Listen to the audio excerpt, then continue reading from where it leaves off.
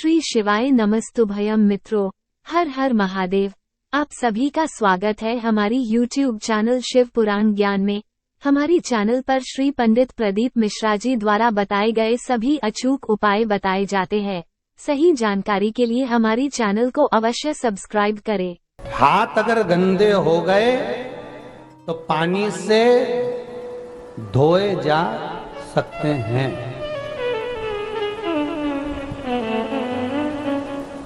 कपड़ा गंदा हो जाए तो साबुन से साफ किया जा सकता है, पर शिव कथा कहती है अगर मन गंदा हो जाए तो न पानी से साफ होता है न साबुन से साफ होता है। अगर मन गंदा हो जाए तो केवल सत्संग से ही साफ हो सकता है, बाकी का किसी से साफ नहीं।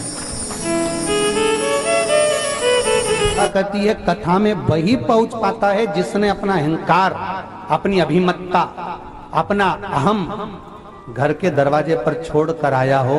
और कथा में जब गिरिराज बाबा के मंदिर में आप चौखट पर जब प्रवेश कर कर ऊपर चढ़कर 2 सीढ़ी चढ़कर जब इस पावन प्रांगण में आते हैं तो कोई अहंकार करने वाला व्यक्ति तो बाहर ही रह जाता है, पर जो अभिमत्ता से विहीन हो गया, अहंकार से जो चला गया, केवल वही कथा में पहुंच पाता है।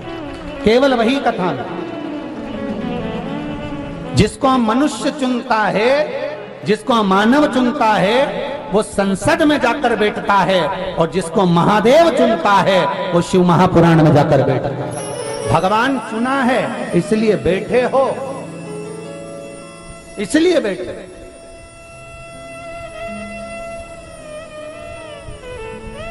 और फिर निवेदन करूंगा, मैं फिर आपसे कहूंगा, इस शिव महापुराण को आप साधारण ना समझे। गिरिराज बाबा की साक्षी है, भोलेनाथ जी भी बैठे हैं, स्वयं ठाकुर राधा रानी के साथ बैठे हैं, शंकर भगवान की कथा चल रही है, चारों तरफ भगवान शंकर का नाम स्मरण है। इस पंडाल में केवल ये पंडाल नहीं है महाराज जी, ये केवल पंडाल को इसको परिभाषित नहीं कर सकते। हमारे यहाँ एक सुंदर सी बात कही जाती है, दूध को अगर बेकार नहीं होने देना है तो फ्रिज के अंदर रख दो। सही है कि गलत है? सब्जी को बेकार नहीं होने देना, आप भी आई होगी तो काय में रख के आई होगी? बोलो तो नहीं, फ्रिज में रख के आई हो ना, बेकार नहीं होगी, जाओगी शाम को गर्म कर कर फिर काम में ले लोगे। तो ये केवल पंडाल नहीं, ये फ्रिज है। इस फ्रिज के अंदर आकर जो बैठ जाता है वो संसार में सड़ता नहीं है, ये पक्का। जो फ्रिज के बाहर है उसकी गारंटी नहीं, पर फ्रिज के अंदर है तो सड़ेगा तो नहीं। तो तुमसे कोई पूछे यहाँ से जाने के बाद कहाँ गई थी, तो कहना फ्रिज में बैठी थी, पर उसको बता देना कौन से फ्रिज में बैठी थी, नहीं तो वो भी अलमारी फ्रिज की जालियां निकाल के अंदर बैठ जाए, उसका क्या ठिकाना।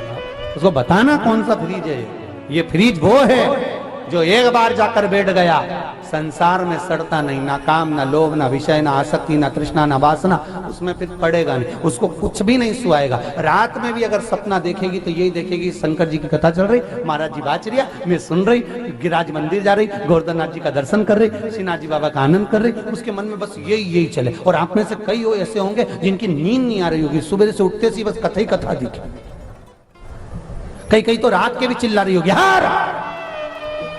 पति बेचारा घबरा रहा होगा, कहां से आई है तू, कहां गई थी ऐसे। उसकी बेचैनी बढ़ गई बापड़े की कि तू गई कहां थी, तो कथा में गई थी। जब से कथा चालू हुई है शंकर की, ये वो पुराण है जो चंचुला देवी विधवा हो जाती है तो उसका अखंड सौभाग्य मिल जाता है। ये वो पुराण है जो अधोगति में मर जाते हैं, जो कुंवारी अवस्था में चले जाते हैं, एक्सीडेंट आदि में चले गए, जिनको पिंड नहीं मिलता।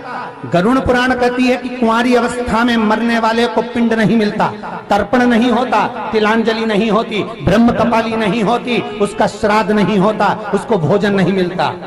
पर शिव महापुराण की कथा जो नारी श्रवण कर लेती है, जो पुरुष श्रवण कर लेता है, उसके 71 पीढ़ी में भी अगर कोई कुंवारी अवस्था में मर जाता है तो उसको पिंड मिलना चालू हो जाता है। ये वो पुराण है, साधारण नहीं शिव महापुराण। लोग तरसते हैं इस पुराण के लिए।